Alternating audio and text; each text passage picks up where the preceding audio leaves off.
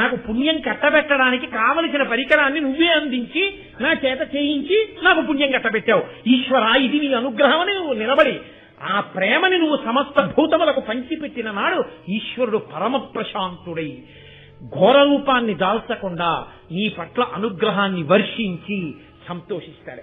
అందుకే బలవంతుడైన వాడు ఎవరి పట్ల ఆ బలాన్ని ప్రదర్శించాలి అంటే బలహీనులైనటువంటి వారిని చెనకుతున్న వాళ్ళని నిగ్రహించడానికి ఉపయోగించాలి తప్ప బలహీనులైన వారిని చెండడానికి తన బలాన్ని ఉపయోగించకూడదు. నీకు జీర్ణమయ్యే శక్తి ఉంది కదానని అదే పనిగా తినేయకూడదు. నీ శరీరానికి ఎంత కావాలో అంత మాత్రమే పుచ్చుకోవాలి. నీకు ఈశ్వరుడు నోరిచ్చాడు కదానని ఏది పడితే అది మాట్లాడకూడదు. ఏది వేదమును సమర్థిస్తుందో అది మాత్రమే మాట్లాడాలి. దుస్తర్కస్తు విరంజతాం అంటారు శంకరాచార్యుల వారు. దుస్తర్కం చేయడానికి నోరు ఉపయోగించకూడదు.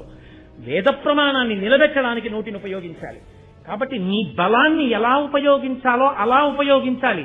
ఈశ్వరుడు ఇచ్చాడు కదా అని నీ ఇష్టం వచ్చినట్టు నువ్వు ప్రవర్తిస్తే ఈశ్వరుడు కూడా కారణం లేని ఆపదనిస్తాడు. తగినంత కారణం లేకుండా నీ బలాన్ని ఉపయోగించి ప్రాణులను చెనకావు కనుక అప్పుడు కారణం తెలియదు. జనమే జయ, ఎందుకు వచ్చింది ఈ ఆపదాని గుండెలు బాదుకుంటావు. వెళ్లి జాతక చక్రం చూపిస్తేను చెయ్యి చూపిస్తేను చూసి చెప్పడానికి ఏమి ఉండదు. గ్రహాలన్నీ ఉండవలసిన స్థానంలో ఉంటాయి, నువ్వే లేవు ఉండవలసినటువంటి ప్రవర్తన. కాబట్టి కారణం లేని ఆపద రాకుండా ఉండాలంటే తగినంత కారణం లేకుండా నీ బలాన్ని ప్రయోగించే స్థితి నుంచి నిన్ను నువ్వు రక్షించుకో. నేను కాదు కదా చేసిందంటావేమో, క్షితినాథ నీ రాజ్యంలో ఉన్న వాళ్ళు చేసే తప్పులకి రాజుగా నువ్వే బాధ్యుడు. కాబట్టి నువ్వు ఈ వ్యవస్థని చక్కబరచవలసిన పూచి నీ మీద ఉంది. లేకపోతే ఆపదల పాలవుతావు. చంద్రవంశంలో పుట్టావు, ధర్మాత్ముడివి, 4 మంచి మాటలు చెప్పాలనిపించింది, నేను ఊరుకోవచ్చు, కానీ ఆపద వస్తుంది. ఇంకా ఇంకా ఇలాంటి తప్పులు జరపకుండా మంచి మాట చెప్తే మంచివాడవైతే వింటావు. మంచితనం నీలో లేకపోతే వినేయ అంటారు శంకరాచార్యుల వారు. విని మార్చుకునే సంస్కార బలం నీకు లేకపోతే అహంకారం అడ్డొచ్చి తిరగబడతావు. అది నీ పతనమునకు హేతు అవుతుంది. కాబట్టి నువ్వేం చేస్తావో నీ ఇష్టం. నీ సంస్కారానికి వదిలేశానన్నది శేషం. పైకి చెప్పకుండా పూర్తి చేసి ఇంత చిన్న పద్యాన్ని మాత్రమే చెప్పి, ఇంత చిన్న పద్యాన్ని అనగా ఒక గొప్ప సూక్తిని, అది ఆనాడు భారతంలో జనమేజయుడికి కాదు, ఆనాటి నుండి ఈనాటి వరకు సనాతన ధర్మంలో ఉన్న మనకందరికీ కూడా హితమును చెప్పడమే. అందుకే మహాభారతంలో చెప్పని ధర్మం లేదు. భూతకారుణ్యము అన్న దానికన్నా ధర్మం ఇంకా లోకంలో లేదు. అందుకే మొట్టమొదట మాట్లాడుతూనే మహాభారతంలో ఈ భూతకారుణ్యమునకు సంబంధించిన ఘట్టంతో ప్రారంభం చేశారు. కాబట్టి జనమేజయుడి ఆస్థానంలో జరిగినటువంటి ఈ విశేషాన్ని నీకు నేను వివరణ చేశానయ్యా అన్నారు. అన్న తర్వాత మహానుభావుడైనటువంటి జనమేజయుడు ఆలోచించాడు. ఆయన వెంటనే పురోహితుణ్ణి అన్వేషిస్తూ బయలుదేరాడు. ఈ పురోహితుణ్ణి అన్వేషిస్తూ బయలుదేరడము అన్న ఘట్టం ఒక్క భారతంలో ఇక్కడే కాదు, పాండవులతో ఒకానొకప్పుడు, మీకు ఆదిపర్వంలోనే ఒక చోట వస్తున్నప్పుడు నేను పూర్తిగా వివరణ చేస్తాను. ఒక గంధర్వుడు చెప్తాడు, మీకు పురోహితుడు లేని కారణం చేత ఇలా ఇబ్బందులు కలుగుతున్నాయి, పురోహితుణ్ణి ఎంచుకోండి అంటాడు. కాబట్టి జనమేజయుడు వెంటనే పురోహితుణ్ణి నిర్ణయించుకోవడానికి బయలుదేరాడు.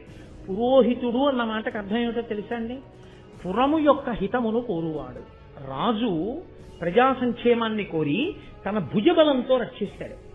పురోహితుడు రాజును ఆశ్రయించిన వాళ్ళు తప్పులు చేయకుండా ఆ తప్పుల ఫలితంగా రాజుకి ఆపద, రాజు ఆపద రూపం పేరుతో ప్రజలకు ఆపద రాకుండా ఎప్పటికప్పుడు రాజు యొక్క రక్షణ కోరి రాజు యొక్క నడవడిని పరిశీలించి ఎప్పటికప్పుడు కారణం చెప్తూ మార్గం చెప్తూ జరగరాని దోషములు జరిగితే రాజు వరకు కూడా తేకుండా ప్రాయశ్చిత్త కర్మలు ఆచరించి తాను గొప్ప భక్తుడై నిరంతరము ఈశ్వరుణ్ణి ధ్యానం చేస్తూ అగ్నిహోత్రంలో హవిస్సులిస్తూ హోమకార్యం చేస్తూ పురము యొక్క హితము కొరకు తన తపస్సుని ధారపోసి ఆ అక్షతలు పట్టుకుని వచ్చి లోకా సమస్తా సుఖినో భవంతు అంటూ సింహాసనం మీద కూర్చున్న రాజు యొక్క తల మీద అక్షతలు వేసి వెళ్తుంటాడు. అటువంటి పురోహితుడు ఎక్కడున్నాడో ఆ పురోహితుడు ఉన్న చోట రాజుకి తెలిసి కాని తెలియక కాని చిన్న చిన్న అపరాధములు జరిగినా అవి సర్దుకుని విజయం కలుగుతుంది. అది పురోహితుని యొక్క గొప్పతనం. అందుకే పురోహితుడు లేకుండా ఉండరు. కుటుంబమే కాదు, ఆ సాంప్రదాయం రాచరికం దగ్గర నుంచే కాదు, ఇంటి పురోహితుడు అంటారు. ఆయన సత్యనారాయణ వ్రతం చేయిస్తేనే ఆయనకి పంచలు పెట్టక్కర్లేదు. పండక్కి బట్టలు కొనుక్కున్నప్పుడు ఇంటి పురోహితుడికి కూడా ఓ పంచలు కొని పట్టుకెళ్ళి ఆయనకి ఇచ్చి ఒక నమస్కారం చేస్తారు. ఎందుకని అంటే ఆయన ఓ పూజ చేసుకుంటున్నా, ఓ హోమం చేసుకుంటున్నా, ఆయన కాశీ వెళ్లి విశ్వేశ్వరుడికి అభిషేకం చేసుకుంటున్నా, పాపం నా ఇందు ప్రీతి కలిగిన వాడు ఆ కుటుంబం అంతా నన్ను నమ్ముకునుంది, ఆయన మళ్లీ మళ్లీ నా దగ్గరికి వచ్చేటప్పుడు, ఏమండి మీరు ఇంటి బ్రహ్మగారు, ఇదిగో మీ చలవ కన్యాదానం చేసేశాను, బాలసార ఇదిగో మనవడు పుట్టాడు, బాలసార ముహూర్తం ఎప్పుడు పెడతారు అని, నా మనవరాలు పుట్టింది, మనవరాలకి పేరు ఎప్పుడు పెడదాం, అన్నప్రాసన ఎప్పుడు చేద్దాం అని ఇంటి తోరణం విప్పడానికి వీలు లేకుండా తోరణం మీద తోరణం, తోరణం మీద తోరణం కడుతూ శుభకార్యాలకి నేను వెళ్లి యాజకత్వం వహించగలిగినటువంటి అదృష్టం యజమానికి పట్టాలి. పాపం నన్ను నమ్ముకుని ఉన్నాడని ఆయన కాశీ వెళ్లి విశ్వనాథుని యొక్క శివలింగాన్ని మీద కాశీ నీళ్లు పోసేటప్పుడు మిమ్మల్ని స్మరిస్తాడు. ఆయన మిమ్మల్ని స్మరించాడు కాబట్టి ఆ కారణం చేత మీరు చేస్తున్న చిన్న చితకా దోషాలుంటే సర్దుకుంటాయి పురోహితుడుంటే. అందుకని ఇంటి పురోహితుడు, ఇంటి చాకలి అని దేవతాంశ సంభూతులు వాళ్ళందరూ. చాకలి స్పృశిస్తే చాలు దోషం పోతుంది. కాబట్టి వారిని గౌరవిస్తారు శాస్త్రంలో. ఏ శుభకార్యం జరిగినా వారిని పిలిచి, ఓ నైవేద్యాలు పెడితే వారిని పిలిచి చక్కగా ప్రసాదం ఇచ్చి బట్టలు పెట్టి ఎంతో మర్యాదగా ప్రవర్తిస్తారు. అందరినీ కూడగలుపుని తీసుకెళ్లగలిగినటువంటి స్థితిని దేవాలయ వ్యవస్థగా ఆవిష్కరించింది సనాతన ధర్మం. కాబట్టి ఒక పురోహితుణ్ణి వెతుక్కోవాలి. నేను యజ్ఞం చేస్తూ కూర్చున్నాను, యజ్ఞశాలలో ఇది జరిగింది, శరమ వచ్చి చెప్పే వరకు నాకు తెలియలేదు. ఇలాంటివి జరగకుండా ఉండాలి అంటే నా చాటున కూడా సరి అయిన మాటలు చెప్పి కాపాడగలిగిన ఒక పురోహితుడు కావాలి. ఇప్పుడు పురోహితుణ్ణి వెతుక్కోవడానికి ఏ మంత్రినో పిలిచి ఓ పురోహితుణ్ణి చూడండి అని పంపించలేదు, తాను బయలుదేరాడు. ఒక మర్యాద అని ఒక మాట ఉంటుంది.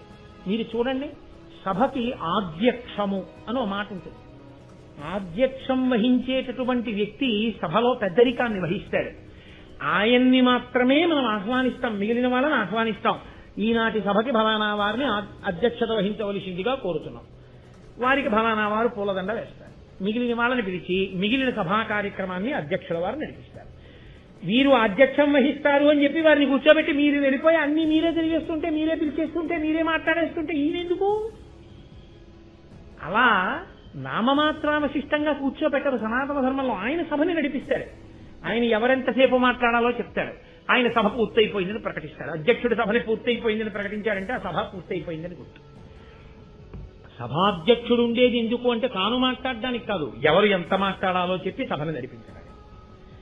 కాబట్టి మీరు ఆ భారతంలో ఎదర చూస్తారు, సభాధ్యక్ష పదవి గురించి ఎంత గొప్పగా మాట్లాడతారో మీరు చూద్దురు గాని.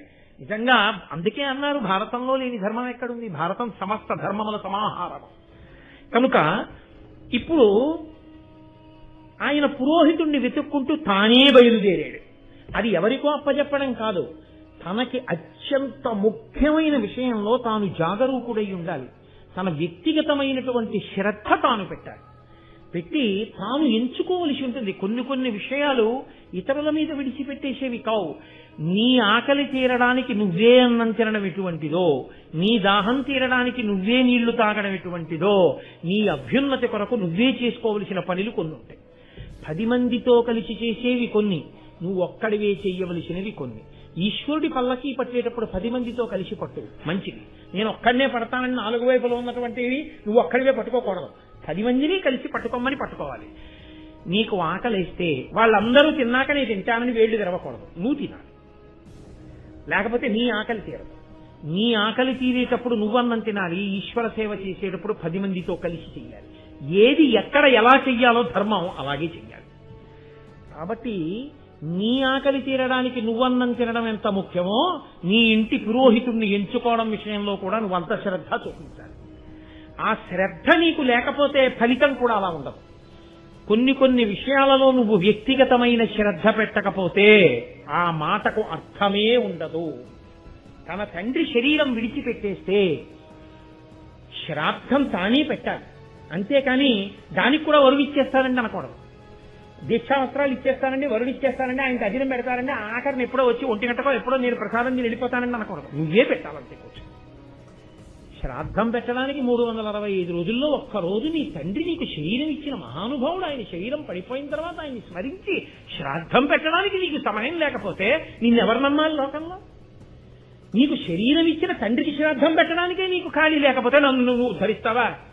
నీ తండ్రినే ఉద్ధరించని వాడివి, నీ తండ్రి మీదే గౌరవం లేని వాడివి, 9 నెలలు కడుపులో పెట్టుకుని అన్ని వికారములు పొంది, అన్ని బాధలు పొంది, మృతి సదృశమైన వేదన పొంది, ప్రసవించి పాలిచ్చి పెంచి పెద్ద చేసి నీ కోసం నోములు పట్టి వ్రతములు పట్టి ఉపవాసాలు చేసి పెంచి పెద్ద చేసిన అమ్మకి తద్దినం పెట్టని నువ్వు మిత్రుడన్న పేరుతో నన్ను ఆదరిస్తావా? నిన్ను నేను నమ్మనా? ఎలా నమ్మను? అందుకే కొన్ని వాడు చేస్తున్నాడంటేనే వాడిని నమ్మవలసి ఉంటుంది. వాడు చెయ్యట్లేదు అంటే వాడిని నమ్మడం సాధ్యం అయ్యే విషయం కాదు. నేను క్షమింపబడతాను కాక సనాతన ధర్మం నమ్మిన వాడిగా నేను అలాగే మాట్లాడతాను. కాబట్టి జనమేజయుడు పురోహితుణ్ణి వరించమని ఎవరిని వర్ణించకూడదు, తానెళ్ళాలి. కాబట్టి ఇప్పుడు ఆయనే బయలుదేరాడు. ఏమి నేర్చుకుంటున్నాం భారతంలో మనం? అన్ని పనులు అస్తమానం అందరికీ అప్పచెప్పేవి కావయా, కొన్ని నువ్వు చేసుకోవాల్సి ఉంటుంది. గురువుగారి పెట్టి శిష్యులు పట్టుకోవచ్చేమో, గురువుగారి పంచవాళ్లు పట్టుకోవచ్చేమో, గురువుగారి వదిలి స్నానం నేను చేసేస్తానులేండి అనకూడదు. గురువుగారు స్నానం చేయాలి కదండి. సా శ్రద్ధ కదితా సిద్భి వస్తూపలభ్యతే అంటారు శంకర భగవత్పాదులు శ్రద్ధ అన్న మాటకు వ్యాఖ్యానం చేస్తూ. శాస్త్రస్య గురువాక్యస్య సత్యబుద్ధ్యావధారణ. శాస్త్రము గురువు చెప్పినవేవో అవి సత్యమని నమ్మినవాడు ఎవడున్నాడో వాడే శ్రద్ధ కలిగిన వాడు, వాడికి అన్నీ లభిస్తాయి. అంతేగాని ఉత్తినాయన అలా చెప్తుంటారండి అన్నవాడికి శ్రద్ధ ఎక్కడుంటుంది? కాబట్టి అది శ్రద్ధ కాదు.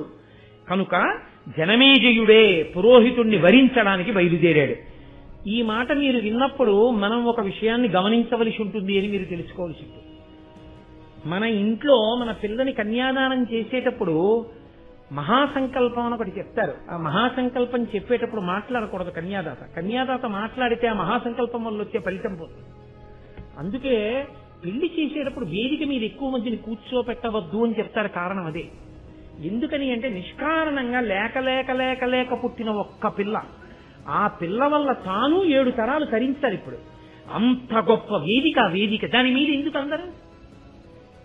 నిజాయితీతో మీరు ప్రసన్నమైన హృదయంతో ఆలోచిస్తే 84 ఏళ్ళు వచ్చాయి, మోకాళ్ళు వంగవు, కూర్చోలేరు, మంచిదే, నేను కాదంటలేదు. ఎదురుగుండా కుర్చీ వేసి కూర్చోండి. వేదిక మీద ఎందుకు కుర్చీ? అక్కడ సర్వమంగళాదేవతని పెట్టి పూజ చేస్తున్నారు. మీరు చెప్పులతో వేదికెక్కితే దానికి ఏమిటి ఫలితం? ఆ కన్యాదాత ఏమైపోవాలి?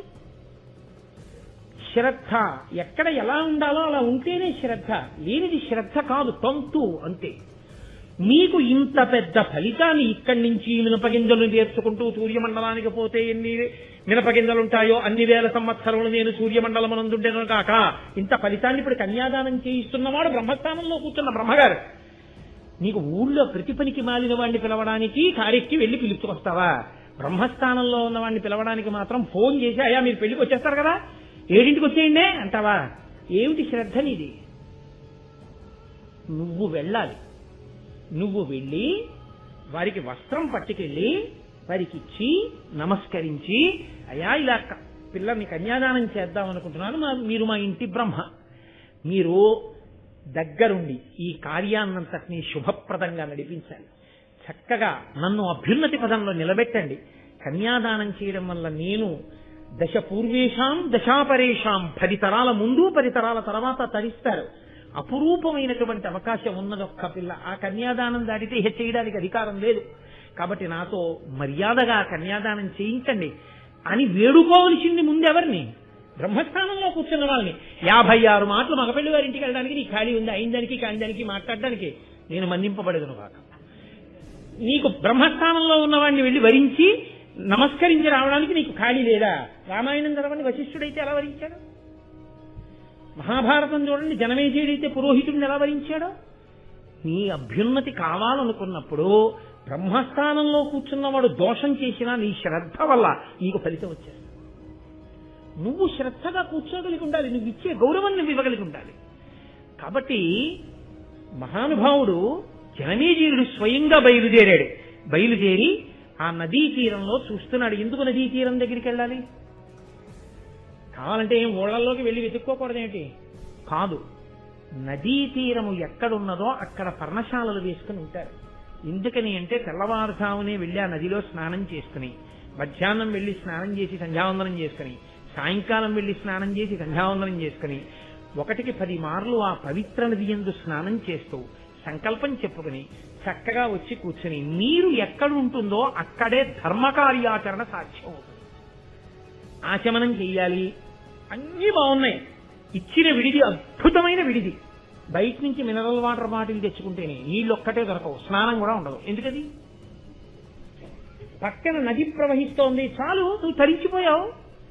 అందుకే బాలకాండలో రాముడు విశ్వామిత్రుడితో కలిసి వెళితే, మహానుభావ బ్రహ్మన్ గురువర్య ఇక్కడ దగ్గరలో నది ప్రవహిస్తోంది, మీరు ఇక్కడ ఉందురుగానంటాడు. ఎవరికి ఎక్కడ ఆవాసం ఇవ్వాలో తెలిసి ఉండాలి, ఎవరి హృదయాన్ని బట్టి వాళ్ళకి ఇవ్వాలి. కాబట్టి ఆ నదీ తీరంలో ఉంటారు మహాత్ములు, ఆ అనుష్ఠానం తెలుసున్న వాళ్ళు ఆ అనుష్ఠానం అంటే ప్రాణం వాళ్ళకి. వాళ్ళ మనసులు పరిపక్వమై వాళ్ళు చేసిన సత్కర్మల చేత రాజ్యాన్ని ప్రభువుని రక్షించాలని కోరుకుంటారు. ఎందుకని కోరుకుంటారు? అదొక ధర్మ విశేషం. మళ్ళీ ఒక్కొక్కరికి ఒక్కొక్క లక్షణం. క్షత్రియుడు వంశం మీద చచ్చిపోకూడదు, భూమి మీద చచ్చిపోకూడదు అంది శాస్త్రం. ఆయన యుద్ధ భూమిలో చచ్చిపోయిన నాడే ఆయన జన్మకి సార్థకత అంది. ఆయన మాంసం తినవచ్చు అంది. ఎందుకు తినవచ్చు అంది? ఆయనకి బలం ఉండాలి. ఆయనకి బలం ఎందుకు ఉండాలి? నేను భారతం కాలం నాటి విశేషాలని మీకు వివరణ చేస్తున్నాను. ధర్మం ఎప్పటికీ ధర్మమే తప్ప ఈనాడు అలా యుద్ధాలు చేయమన్నది నా ప్రతిపాదన కాదు. కాబట్టి ధర్మం అలాగే మాట్లాడుతుంది. మాంసం తిను, దోషం లేదు. రామచంద్రమూర్తి తిన్నారు, దోషం లేదు. ఎందుకు మాంసం తిన్నాడు? శరీరము బలంగా ఉండాలి. ఇప్పుడు ఈ బలంగా ఉన్న శరీరం ఏం చెయ్యాలి? బలహీనుడైన వాణ్ణి చెనకుతున్న బలవంతుణ్ణి చెనకడానికి బలం ఉపయోగించాలి. కాబట్టి ఇప్పుడు అతను యుద్ధ భూమికి వెళ్ళాలి. యుద్ధ భూమిలో బలహీనుల్ని పాడి చేస్తున్న వేరొక బలవంతుణ్ణి చంపే ప్రయత్నంలో తాను చచ్చిపోయినా తన స్వధర్మంలో తాను చచ్చిపోయాడు. అందుకే వీరస్వర్గం ఇచ్చామన్నారు తప్ప హింసని ప్రోత్సహించి కాదు, లోకధర్మాన్ని నిలబెట్టడం కోసం. కాబట్టి ఇప్పుడు ఇటువంటి వారందరూ నది ఒడ్డుని ఎందుకుంటారు? వారెప్పుడు ఒకటి కోరుకుంటుంటారు, బలవంతుడై ధర్మాత్ముడై యజ్ఞయాగాది క్రతువులు చేస్తూ లోకాన్ని రక్షించాలని కోరుకునే రాజు 10 కాలాలు బతికుండాలని కోరుకుంటారు. అటువంటి వాడు అయ్యా తెలిసో తెలియకో దోషాలు జరిగిపోతున్నాయి, రేపు కారణం తెలియని ఆపద వస్తుంది, ఎవరు రక్షిస్తారు? కాబట్టి నువ్వు పురోహితుడిగా వచ్చి నన్ను కాపాడాలని అడిగితే రాగలిగినటువంటి హృదయ సంస్కార బలం ఉన్నవాడు అక్కడ ఉంటాడు. అక్కడ వెతుక్కోవాలి. ఎక్కడ ఇది వెతుక్కోవాలో అక్కడ వెతుక్కోవాలి. అంతేగాని ఒక వస్తువు కోసం ఇంకో చోట వెతక్కూడదు కదా. కాబట్టి నది ఒడ్డుకి వెళ్ళాడు.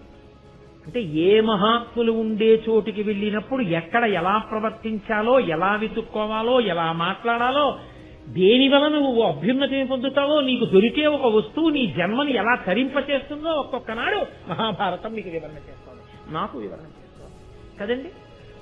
ఇలా మహాభారతం ఎప్పటికయ్యే నాదిపరం ఒకటి. కాబట్టి సరే, ఎప్పుడైతే ఏక శబ్ద సమ్యజ్ఞాత సృష్ట ప్రయుక్త స్వర్గే లోకే కామదుద్భవతి, ఒక్క మాట సంతోషంగా చెప్పుకున్నది సమస్త కామ్యములను వర్షిస్తుంది.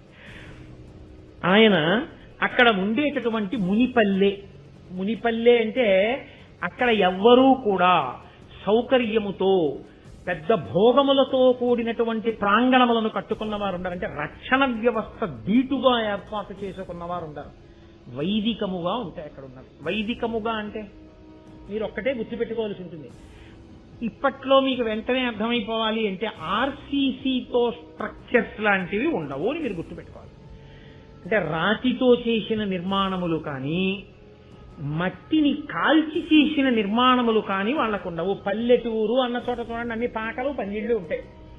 వాళ్ళు ఏం చేస్తారు? మట్టి, పృథివీ శివస్వరూపం, దాన్ని కాల్చరు. సనాతన ధర్మంలో మట్టిని కాల్చడం గొప్ప దోషం. కాల్చిన మట్టితో కూడిన ఇంటిలో ఉండడం అంతకన్నా దోషం. అందుకే పూర్వం అందరూ ఏం చేసేవారంటే వెదురు బద్దలు నాటి పచ్చి మట్టిని కలిపి ఆ పచ్చి మట్టిని మెత్తి గోడలుగా చేసుకుని, ఇప్పుడు పిట్టగోడలు ఎంత ఉంటాయో అంత ఎత్తు గోడలు కట్టుకుని దాని లోపలికి చూస్తే ఎత్తుకుపోవడానికి ఏముండవు. ఆయన బాగా వేదం చెప్పిన చోట ఇచ్చిన పెద్దంచు పంచోట ఆరేసుకుని విడిచిపోతుంటాడు. అంతే. ఆయనకి ఇంకో 2 పంచెలుంటే ఇంకోళ్ళకి ఇచ్చేస్తాడు. ఆయన దగ్గర ఎత్తుకుపోవడానికి కూడా ఎవడన్నా వచ్చాడనుకోండి, నమచ్చోరాయిత శిష్ట్యాయిత ఫేన్యాయిత కత్యాయిత ప్రవాహ్యాయిత, దొంగ రూపంలో ఈశ్వరుడు వచ్చాడని ముడిచిపోతాడు. కాబట్టి ఇప్పుడు ఆయనకి పెద్ద రక్షణ వ్యవస్థ, బీరువాలు, తాళాలు, సేఫ్లు, లాకర్లు ఆయనకు అక్కర్లేదు. ఓ దండెం మడిబట్ట, పెరట్లో నదీ స్నానం, ఇంట్లో వెదురుతో చేయబడినటువంటి ఒక పూజా మందిరం, దాని మీద ఈశ్వరుడు, ఆయనకి 4 కుండలు, వాటిలో నీళ్లు, ఓ ఆవు, దాని పాలు, పెరుగు, నెయ్యి. అంత ఆ అరణ్యంలో ఉండేటటువంటి వాళ్ళు వచ్చి ఆయనకి నమస్కారం చేసి, పంతులు గారు అభిషేకం చేసుకోండి అని ఇచ్చిన తేనె, దొరికిన 2 పళ్ళు, గుండె నిండా ఈశ్వరుడు. వాళ్ళు సంతోషంగా పిట్టగోళం చెట్టు మట్టి, దాని మీద వెదురు కర్రలు, పైన ఆకులతో ఆచ్ఛాదన, చుట్టూ దేవుడి యొక్క మూర్తులు, అదంతా చక్కగా సున్నంతో పెట్టినటువంటి అందమైన ముగ్గులు, ఇంటి ముందంతా కూడా ముగ్గులు, చుట్టూ కట్టిన తోరణాలు. ఎంత అందంగా ఉందో వింటుంటే మనం అలా ఉంటే బాగుండేమో అనిపిస్తుంది కదా. కాబట్టి మునిపల్లె అంటే వాళ్ళు అటువంటి వైదిక జీవనమునందున్నవారు, అంటే చదువుకోవడం ఒకటి, చేసేదొకటి కానివారు, చదువుకున్నదేదో అలాగే జీవిస్తున్నవారు కదూ. అటువంటి వారు అనుష్ఠానమునందున్నవారు, అనుష్ఠాన పర్యంతమునందు ధర్మము కలిగిన వారు. కాబట్టి రాజుని రక్షించడం కోసం తన యొక్క మంత్రశక్తిని ధారబోయ్యగలిగినటువంటి ఉదారుడు, పురము యొక్క హితమును కోరగలిగిన వాడిని అక్కడ వెతుకుతున్నాడు ఆయన మునిపల్లి. వెతకగా శృతశ్రవసుడు అనబడేటటువంటి ఒక వృద్ధ బ్రాహ్మణుడు ఆయనకి లభించాడు. ఆయన కుమారుడున్నాడు, ఆయన పేరు సోమశ్రవసుడు. కుమారుడు దిట్ట, మంచి బలం ఉన్నవాడు, గొప్ప తపస్వి, తండ్రి కాడని కాదు, కానీ తండ్రి కన్నా గొప్పవాడు కొడుకు. ఇది ఒక గమ్మత్తు. ఎప్పుడూ కూడా తండ్రి కోరుకునేది ఏంటంటే పుత్రాదిచ్చేత్ ప్రాజయం, కొడుకు చేతిలో ఓడిపోవాలని. కొడుకు చేతిలో ఓడిపోవడం అంటే 60 ఏళ్ళు వచ్చిన తర్వాత నాన్నగారిని తోచేసే కొడుకు పుట్టాలని కాదు. నాన్నగారికి ఎన్ని తెలుసో అంతకన్నా తెలుసున్నవాడై ఉండాలని. తెలుసుండడం అంటే నాన్నగారు చేసిన మోసాల కన్నా తెలిసిన మోసాలు తెలుసున్నవాడని కాదు, నాన్నగారికి తెలుసున్న వైదిక ధర్మం కన్నా ధర్మం తెలుసున్నవాడని. మళ్ళీ ఇంకొక కోణంలో అన్వయం చేసి అటువంటి కొడుకు నాకు పుట్టాడని పొంగిపోవడాలు అవి ఉండకూడదు. కాబట్టి అటువంటి కొడుకుని కని మురిసిపోతున్నవాడు, లోకహితము కొరకు దానము చేయగలిగినవాడు, అప్పగించగలిగినవాడు, అటువంటి హృదయం ఉన్నవాడు వీళ్ళు. అది ఆ వంశం. అంత గొప్ప తండ్రి కొడుకులు. ఇప్పుడు కొడుకు దగ్గరికి వెళ్ళి అడగకూడదు, తండ్రి దగ్గరికి వెళ్ళి అడగాలి. నీవు ఏదైనా గట్టిగా మాట్లాడినా, మెల్లిగా మాట్లాడినా పెద్దవాళ్లతో మాట్లాడాలి, పిల్లల జోలికి వెళ్ళకూడదు. కాబట్టి కొడుకుని అడిగేటప్పుడు ఆయన్ని వెళ్ళి అడిగేస్తే మా నాన్నగారిని వెళ్ళి అడిగిన తర్వాత ఇంకా ఒప్పుకోడైనా. రామచంద్రమూర్తికి ఆ శివధనస్సు భంగం చేయగానే జనక మహారాజు గారు గబగబా స్వర్ణకలశం పట్టుకుని వచ్చేసాడు నీళ్లు.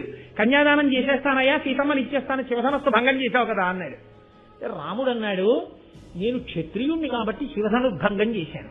నువ్వు పిల్లనిస్తానంటే పుచ్చేసుకోవడానికి నేను శివధనుద్భంగం చేయలేదు. నువ్వు పిల్లనిస్తే ఏమవుతుంది? నాకు పత్ని అవుతుంది. నాకు పత్నిగా ఎవరుండాలో నిర్ణయించవలసింది నేను కాదు, నువ్వు కాదు, ఇచ్చేస్తే పుచ్చుకోవడానికి. లోకంలో అందరూ ఆవిడ్ని పత్నిగా పొందాలనుకున్నారు. రాముడు అన్నాడు, నాకు పత్నిగా ఎవరుండాలో నిర్ణయించవలసిన వాడు నా తండ్రి దశరథ మహారాజు. నేను ఇక్కడ కూర్చుంటాను, ఉంటాను. మా నాన్నగారికి కబురు చెయ్యి, మా నాన్నగారికి చెప్పు నీ వంశం గురించి. మా నాన్నగారికి సంతోషం కలిగిందనుకో, వస్తారాయన. వచ్చి స్నాతకం చేసి రామా స్వీకరించు సీతని పత్నిగా అంటారు. మా నాన్నగారు అన్నారా, పాణిగ్రహణం చేస్తాను. మీ అందరూ చెప్పినా నా నాన్నగారు అనలేదా, లేపుచ్చుకో. తండ్రి ఎవరిని చెప్పాడో వాళ్ళని పత్నిగా స్వీకరిస్తాను. ఎందుకని? నన్ను చదివించినవాడు, నాకు విద్యాబుద్ధులు నేర్పించినవాడు, విశ్వామిత్రుడు వచ్చి అడిగితే ఏడిచినవాడు, కాళ్లు పట్టుకున్నవాడు, నా మీద ఇంత ప్రేమ కలిగినవాడు, నాకు ఎవరు భార్యగా వస్తే నేను సంతోషిస్తానో తెలియనివాడా? నేనెందుకు స్వతంత్రించాలి? ఇవ్వడానికి నువ్వెవరు, పుచ్చుకోవడానికి నేనెవరు? మా నాన్నకు కబురు చేయి, మా నాన్నగారు ఒప్పుకుంటే నేను పుచ్చుకుంటానన్నాడు. ఎక్కడి ధర్మం అక్కడే. కాబట్టి ఆ పిల్లవాడి దగ్గరికి వెళ్ళి నువ్వు నాకు పురోహితుడిగా రా అనకూడదు. తండ్రి గారిని వెళ్ళి అడగాలయ్యా, మీ అబ్బాయిని మాకు పురోహితుడిగా పంపండి అని. ఎంత ధర్మమో చూడండి, ఎంత గొప్పగా ఉంటుందో చూడండి. కాబట్టి ఇప్పుడు జనమేజయుడు వెళ్ళి శృతశ్రవసుడిని అడిగాడు, కరుణించి ఇండు నాకున్ పురోహితుడుగాగా మీ సుపుత్రు పవిత్రున్ పరమ తపో నైష్టికు భాసుర యమ నియమాభిరాము సోమశ్రవసున్. యమనియమములనబడేటటువంటి గొప్ప అష్టాంగ యోగం తెలుసున్నవాడు, ఇంద్రియములను నిగ్రహించినటువంటి వాడు, అపారమైనటువంటి తపస్సంపత్తి కలిగినటువంటి వాడు, పరమ నైష్ఠికమైనటువంటి జీవితాన్ని గడుపుతున్నవాడు, నియమములను పాటించగలిగిన వాడు, నిత్య నైమిత్తిక కర్మలను నెరవేర్చేటటువంటి వాడు, వేద ప్రమాణమును పరిపూర్ణంగా నమ్మినవాడు, భగవద్భక్తి కలిగిన వాడు, నిరంతర హోమ జపములను చేసేటటువంటి వాడు, అటువంటి మీ కుమారుడు మాకు పురోహితుడుగా వస్తే నా వంశం నిలబడుతుంది, నాకు రక్షణ కలుగుతుంది. నాకు రక్షణ కలిగితే నేను లోకానికి రక్షణ కల్పించగలుగుతాను. కాబట్టి నాకు రక్షణ ఇవ్వగలిగిన వాడు నీ కొడుకు. ఇది విశ్వాసం అంటే, ఇది మంత్రం మీద నమ్మకం అంటే, ఇది వేదం మీద నమ్మకం అంటే. కాబట్టి నాకు నీ కొడుకుని కరుణించి అనుగ్రహించవలసింది. ఈ లోకంలో ఎవరు ఏదైనా ఇస్తారు, కన్న కొడుకుని ఎవరిస్తారు? కాబట్టి దయతో, నా మీద ప్రేమతో, ప్రజలందరి యొక్క అభ్యున్నతిని కోరి నాకు నీ పుత్రుణ్ణి వయా. ఆయన చాలా సంతోషించి, ఇది త్యాగము అన్న మాటకు అర్థం. నా కొడుకు యొక్క తపస్సు, నా కొడుకు యొక్క జపం, నా కొడుకు యొక్క హోమం నిజంగా నీ అభ్యున్నతికి, ఈ రాజ్య రక్షణకు పనికొస్తే ఇంతకన్నా ఏం కావాలి? ఇది నోటితో అనక్కర్లేదు. ఆ శృతశ్రవసుని యొక్క భావన. వెంటనే ఆయన కొడుకుని పిలిచి, నాయనా ఇదిగో జనమేజయ మహారాజుతో బయలుదేరు, ఆయనకి పురోహితుడిగా ఉండు, పురోహితుడిగా ఉండి రాజుని రాజ్యాన్ని కూడా కాపాడు, నీ యొక్క వైదికమైన అనుష్ఠాన బలంతో రక్షించమని జనమేజయునికి పురోహితుడిగా పంపించాడు. పురోహితుడితో కూడినటువంటి జనమేజయుడు సంతోషంగా రాజ్య పరిపాలన చేస్తున్నాడు. మహానుభావుడైన వ్యాసుడు వేద విభాగం చేశారు. వేదాన్ని ఋగ్వేదము, యజుర్వేదము, సామవేదము, అథర్వణ వేదము అనేటటువంటి 4 పేర్లతో విభాగం చేసి, ఆ విభాగము చేయబడినటువంటి వేదాన్ని, ఋగ్వేదాన్నంతటినీ కూడా పైలుడు అనబడేటటువంటి శిష్యుడికి ఉపదేశం చేశారు. యజుర్వేదాన్ని వైశంపాయనుడికి ఇచ్చారు, సామవేదాన్ని జైమినికి ఇచ్చారు, అథర్వణ వేదాన్ని సుమంతునికి ఇచ్చారు. ఈ 4 శిష్యుల వలన ప్రశిష్యులు ఏర్పడ్డారు. అంటే వీళ్ళు మళ్ళీ ఆ వేద భాగాన్ని శిష్యులకి చెప్పారు. అందుకే వేదానికి శృతి అని పేరు. శృతి అంటే శృణ్వంతపః, చెవికి సంబంధించినది అని. అది పుస్తకం చూసి చదువుకుంటే వచ్చేది కాదు, స్వరంతో చెప్పాలి. కాబట్టి గురువుగారు దగ్గర కూర్చుని గురువుగారు ఆ మంత్రభాగాన్ని చెప్తుంటే ఆ స్వరాన్ని పట్టుకుని దాని ప్రకారంగా మంత్రాన్ని ఉచ్చరించగలిగినటువంటి స్థితి శ్రవణము వలన వస్తుంది. కాబట్టి దానికి శృతి అని పేరు. కాబట్టి వేదవ్యాసుడు వేద విభాగం చేసి 4 శిష్యులకి ఇస్తే అది వేద విద్వాంసుల్ని తరువాతి కాలంలో తయారు చేసింది. అష్టాదశ పురాణములను రచన సూతుడికి ఇచ్చారు. ప్రత్యేకించి భాగవతాన్ని తన కుమారుడైనటువంటి శుకబ్రహ్మకి ఉపదేశం చేసి, శుకబ్రహ్మ దాన్ని పరీక్షిత్ మహారాజుకి ఆ భాగవత ప్రవచనం చేశారు. కాబట్టి ఆ 4 శిష్యులు పడైనటువంటి వాడు పైలుడు. పైలుడు మహానుభావుడు, విశేషమైనటువంటి గురుభక్తి తత్పరుడు. గురుభక్తి తత్పరుడైనటువంటి పైలుని యొక్క శిష్యులలో అత్యంత ముఖ్యమైన శిష్యులలో ఒకడు ఉదంకుడు. ఆ ఉదంకుడు గురువు గారికి అత్యంత వినయంతో శుశ్రూష చేశాడు. అసలు శాస్త్రంలో శిష్యుడికి ప్రత్యేకంగా కొన్ని పేర్లతో పిలుస్తారు. ఆయనకి ఉండేటటువంటి పేర్లలో వినేయుడు అని పేరు. వినేయుడు అంటే వినయమును నేర్చుకున్నవాడు, గురువు పట్ల వినయముతో ఉండువాడు అని. అందుకే శిష్యుడికి వినేయుడు అని పేరు. ప్రత్యేకించి సిక్కు మతంలో శిష్య శబ్దమే సిక్కుగా మారింది. వాళ్ళు గురువు గారిని ఎక్కువ ప్రేమిస్తారు, గురువు గారిని గౌరవిస్తారు, గురువు గారిని పూజిస్తారు. అందుకే ఆ మతంలో గురువుకి విశేషమైనటువంటి ప్రాధాన్యత. సనాతన ధర్మమునందు అసలు చెప్పవలసిన అవసరమే ఉండదు. గురుర్ బ్రహ్మ, గురుర్ విష్ణు, గురుర్దేవో మహేశ్వర, గురు సాక్షాత్ పరబ్రహ్మ, తస్మై శ్రీ గురవై నమః. తర్వాత గురువుల వలన వేరొక మంత్రాన్ని ఉపదేశం పొంది ఉంటే అంగన్యాస కరన్యాసాలతో ఆ మంత్రం యొక్క ధ్యాన శ్లోకం చేసిన తరువాత ఆ మంత్రం యొక్క అధిష్టాన దేవత యొక్క పాదముల మీద మనసు నిలబెట్టాలి. ఒక్కొక్కసారి ఇబ్బంది ఎలా వస్తుందంటే, గురువు గారు ఉపదేశం చేసిన మంత్రం చేస్తుంటే వేరొక దేవతా స్వరూపం మీదకి వెళ్ళిపోతుంది, లేదా అసలు అధిష్టాన దేవత యందు మనసు నిలబడదు. అప్పుడు ఏం చెయ్యాలి అని అడిగారు. చంద్రశేఖర భారతీ స్వామి గారు అన్నారు, నీకు నీ గురువు గారంటే చాలా భక్తేనా? భక్తే. గాయత్రీ మంత్రం చేసినా ఇతర దేవతా మంత్రములను చేసిన గురువు గారి పాదములను ఒక్కదాన్ని స్మరిస్తే చాలు అందరు దేవతల యొక్క అనుగ్రహము కలిగేస్తుంది. ఎందుకంటే గురువే బ్రహ్మ, గురువే విష్ణువు, గురువే శివుడు, గురువే పరబ్రహ్మ. అది గురువు యొక్క శక్తి, శిష్యుడి యొక్క గురా అని మీరు అడిగారనుకోండి, గురువు యొక్క శక్తితో సంబంధం ఏముండదు. అన్ని వేళలా గురువు గారే అనుగ్రహించారు అని చెప్పడం కుదరదు కూడా. ఏకలవ్యుడికి ద్రోణాచార్యులు వారు ఎలా అనుగ్రహించారు? కూర్చోబెట్టి పాఠం చెప్పలేదుగా.